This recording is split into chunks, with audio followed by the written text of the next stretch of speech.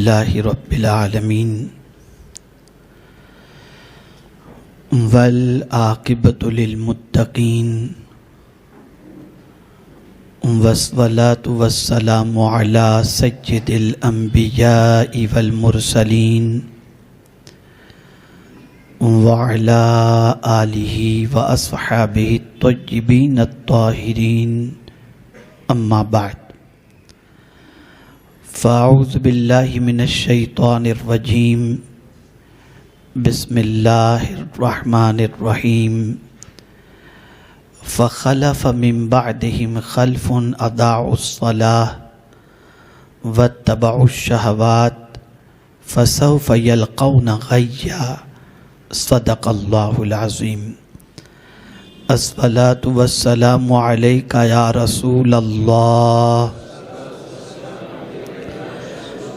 الصلاة والسلام علیک یا حبیب اللہ الصلاة والسلام علیک یا نبی اللہ الصلاة والسلام علیک یا نور اللہ وعلی آلک واصحابک یا حبیب اللہ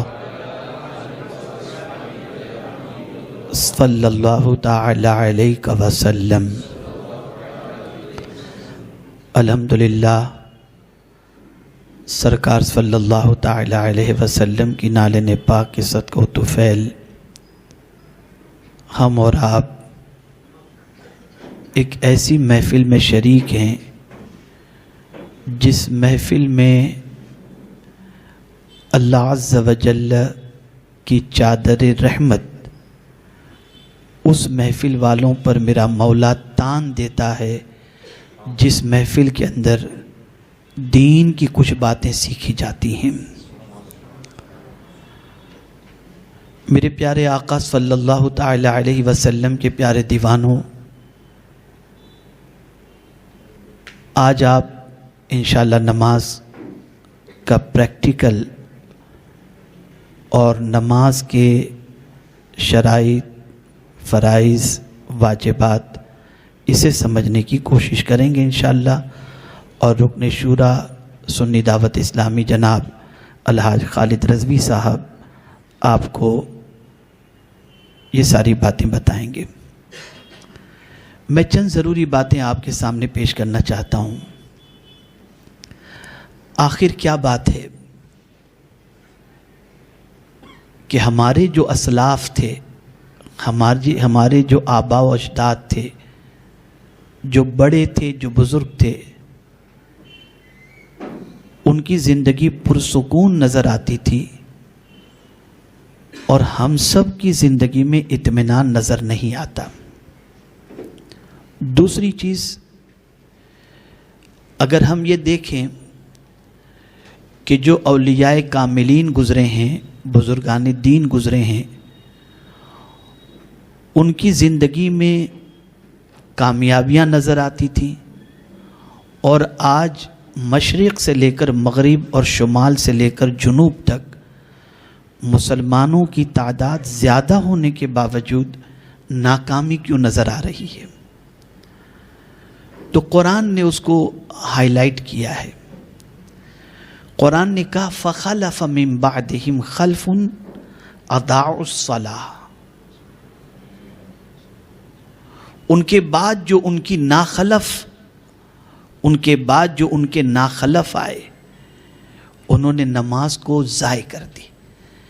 یعنی پہلے والے جو کامیاب تھے اس کی وجہ یہ تھی کہ وہ نماز کے پابند تھے، اور بعد والے جو ناکام ہوئے اس کی وجہ سب سے بڑی یہ ہے کہ انہوں نے نماز کو ضائع کر دی۔ تو پتہ یہ چلا کہ نماز کو ضائع کرنے کی وجہ سے انسان کبھی نہ کامیابی حاصل کر سکتا ہے اور نہ زندگی میں کبھی سکون حاصل کر سکتا ہے۔ کبھی ایسا ہوتا ہے کہ ہمارے پاس دنیا کا سب کچھ ہے، پھر بھی ہماری زندگی میں سکون نہیں ہوتا۔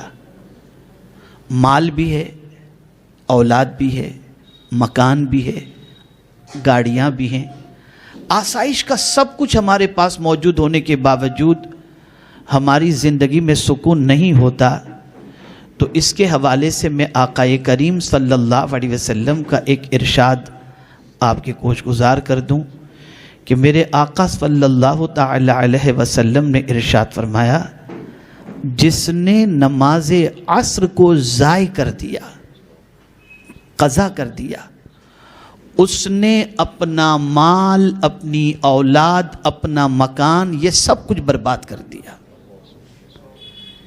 ایک وقت کی نماز، اور خاص طور پر نماز عصر کی تاکید چونکہ قرآن مقدس میں بھی آئی اور احادیث رسول صلی اللہ علیہ وسلم میں بھی آئی، تو اگر کوئی عصر کی نماز کو ضائع کر دیتا ہے تو اگر اس کے پاس مکان بھی ہے، اولاد بھی ہے، دولت بھی ہے، یہ سب کچھ ہونے کے باوجود وہ انسان دنیا کے اندر کسی اعتبار سے مطمئن نہیں رہ سکتا، اس لیے کہ وہ سب کچھ ضائع کر دیتا ہے۔ اسی طریقے سے میرے پیارے آقا صلی اللہ تعالی علیہ وسلم کے پیارے دیوانوں، کل بروز قیامت جنتی جہنمیوں سے سوال کریں گے کہ کس چیز نے تمہیں جہنم میں ڈال دیا؟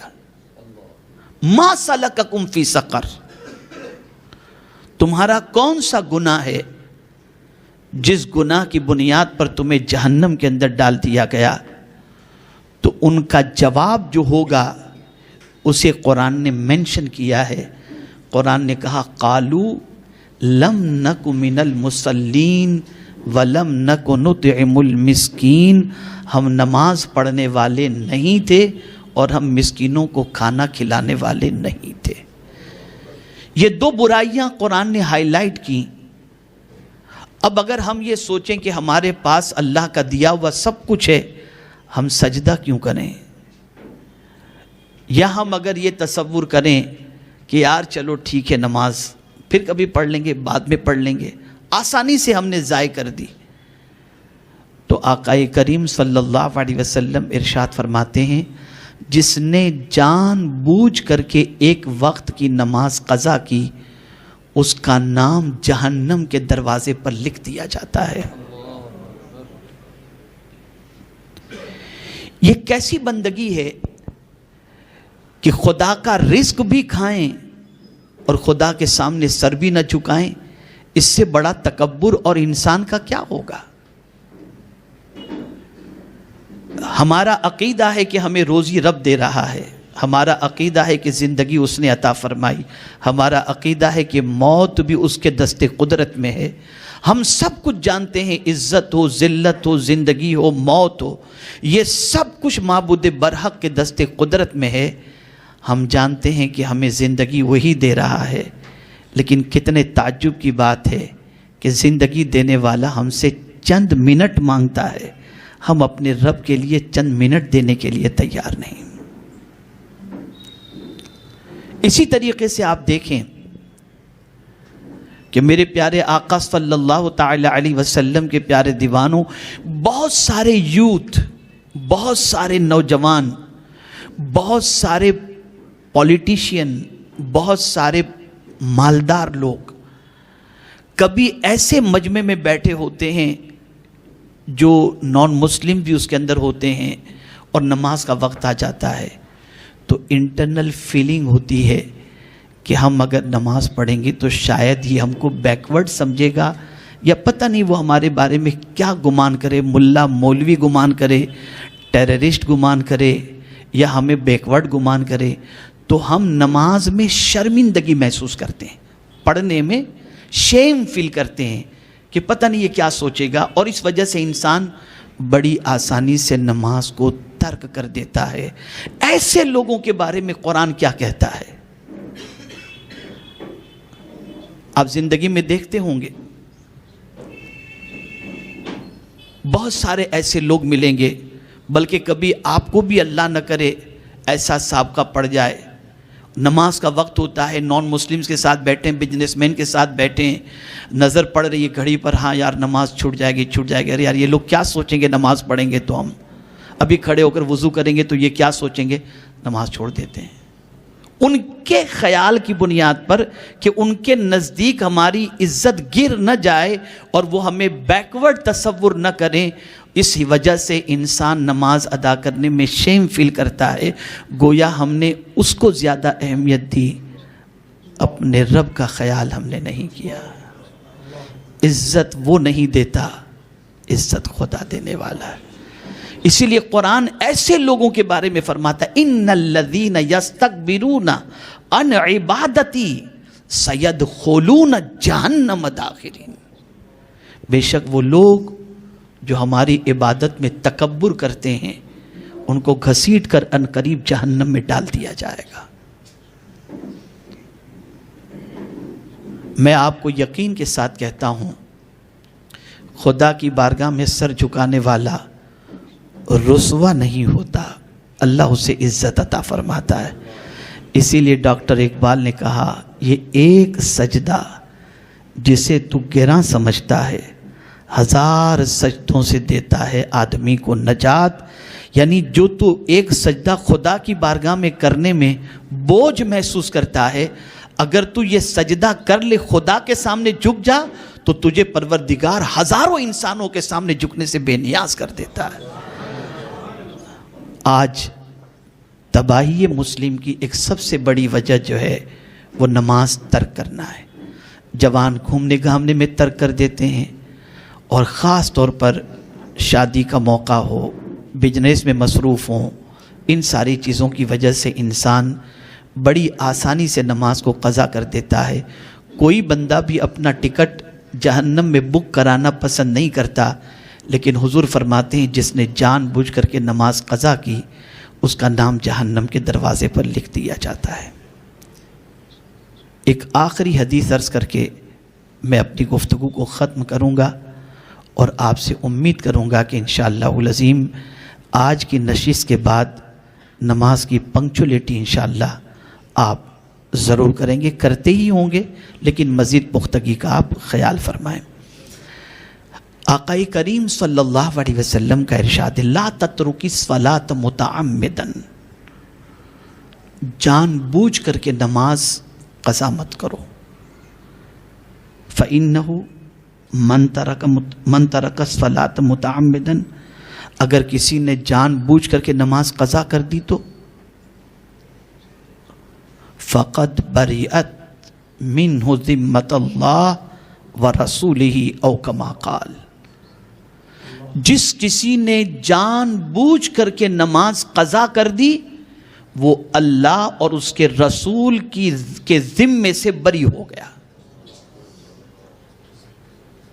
اللہ اور اس کے رسول کے ذمے سے بری ہو گیا. یعنی اب وہ مرے جیے تباہ ہو برباد ہو، اللہ اور اس کے رسول کے ذمے سے وہ بری ہو گیا. اس لیے اگر کوئی یہ چاہتا ہو کہ اللہ اور اس کے رسول کے ذمے کرم اور نظر کرم کے اندر بندہ رہے تو بندے کو چاہیے کہ سجدہ کبھی بھی ترک نہ کرے، سجدہ کبھی بھی قضا نہ کرے. میرے پیارے آقا صلی اللہ علیہ وسلم کے پیارے دیوانوں، سیدنا غوث الثقلین رضی اللہ المولا تبارک و تعالی عنہ ارشاد فرماتے ہیں کہ بے نمازی مر جائے تو اسے مسلمان کے قبرستان میں نہ دفنایا جائے.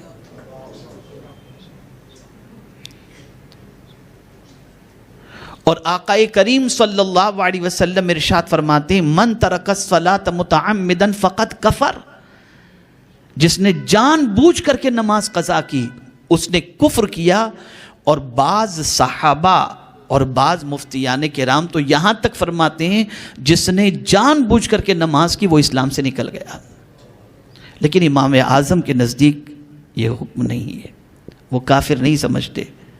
لیکن تقریباً آپ اگر دیکھیں یعنی اس نے وہ کام تو کیا جو کفر والا ہے، اس لیے کہ مومن اور کافر کے درمیان اگر کوئی فرق ہے تو حضور نے فرمایا وہ فرق یہ ہے کہ مومن نماز پڑھتا ہے، کافر نماز نہیں پڑھتا. ہماری زندگی سے جو سکون ختم ہو گیا نماز ترک کرنے کی وجہ سے، ہماری زندگی سے اطمینان جو ختم ہو گیا نماز ترک کرنے کی وجہ سے. میں آپ کو بتاؤں، ایک انسان سرمایہ دار ہے، دولت مند ہے، اس نے سوچا بڑے سے بڑے تھیٹر میں جا کر کے میں مووی دیکھوں. وہ گیا مووی دیکھنے کے لیے. 3 گھنٹے تک بیٹھ کر کے اس نے مووی دیکھی. اے سی ہال ہے, تھیٹر اے سی ہے. بیٹھ کر کے مووی دیکھا اس نے, اور مووی دیکھنے کے بعد جب وہ واپس آتا ہے 3 گھنٹے کے بعد, تھیٹر سے باہر نکلتا ہے, اس کے چہرے پر تھکان کے آثار ہوں گے, وہ فریش آپ کو نظر نہیں آئے گا, اس کے چہرے پر سیاہی ہوگی.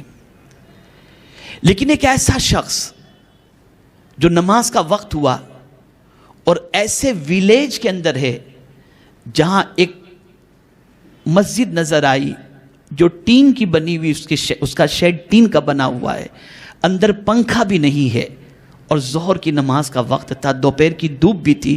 اس نے سوچا میں نماز پڑھوں. وہ 20 منٹ ظہر کی نماز پڑھنے میں لگاتا ہے, اور 20 منٹ ظہر کی نماز پڑھ کر کے جب وہ نکلتا ہے, خدا کی قسم اس کے چہرے سے نور چھلک رہا ہوگا, اس کی طبیعت میں فریش اور سکون ہوگا. وجہ سب سے بڑی یہ ہے کہ جو سکون دینے والا رب ہے, اس سکون دینے والے رب کی بارگاہ میں اس نے سر جھکا دیا, میرے کریم نے اسے سکون کی دولت عطا فرما دی. عام دنوں میں انسان بھوکا رہے تو چہرے کا رنگ اتر جاتا ہے, روزے میں بھوکا رہے تو چہرہ معصوم سا بن جاتا ہے. یہ رب کی عبادت کے کرشمات ہیں. میرے پیارے آقا صلی اللہ علیہ وسلم کے پیارے دیوانوں, حضور صلی اللہ تعالی علیہ وسلم پر نازل ہونے والے قرآن میں رب قدیر جل جلالہ نے فرمایا کہ صرف خود ہی نماز کے پابند مت بنو, وَأْمُرْ أَهْلَكَ بِالصَّلَاةِ, اپنی اہل و عیال کو بھی, اپنے اہل و عیال کو بھی نماز کا حکم دو. تو یہ نماز آج سے یہاں پر عہد کرنا ہے, کوشش کرنی ہے کہ پنکچولیٹی کے ساتھ نماز ادا کریں گے, اور نماز ایک وقت کی بھی جان بوجھ کر کے انشاءاللہ کبھی قضا نہ کریں گے. میرے پیارے آقا صلی اللہ علیہ وسلم کے پیارے دیوانوں, نماز کی پابندی کریں گے تو اس کی برکتیں اللہ دنیا میں بھی عطا فرمائے گا اور آخرت میں بھی عطا فرمائے گا. یہاں لائٹ چلی جائے, اے سی خراب ہو جائے تو سکون نہیں ملتا. قبر کے اندر اندھیرا ہوگا, وہاں کی لائٹ کیا ہے؟ تو میرے آقا فرماتے ہیں صلی اللہ علیہ وسلم, قبر کی روشنی نماز ہے. جو نماز پڑھتا ہے اس کی قبر کو اللہ منور فرما دیتا ہے. اللہ عز و جل آقا کریم صلی اللہ علیہ وسلم کے صدقہ و طفیل مجھے, آپ کو, سب کو نماز کی پابندی کی توفیق نصیب فرمائے, اور ایک وقت کی بھی جان بوجھ کر کے نماز قضا کرنے سے بچنے کی توفیق نصیب فرمائے. وما علینا الا البلاغ المبین. السلام علیکم ورحمۃ اللہ وبرکاتہ. رسالت کے پروانوں, ہر سنیچر کو بعد نماز عشاء سنی دعوت اسلامی کے عالمی مرکز اسماعیل حبیب مسجد میں سنی اجتماع ہوتا ہے. تو آپ حضرات پابندی کے ساتھ اس میں شرکت فرمائیں. سنی دعوت اسلامی کی ویب سائٹ sunnidawatisllami.net پر وزٹ کریں اور بہت ساری دینی معلومات حاصل کریں.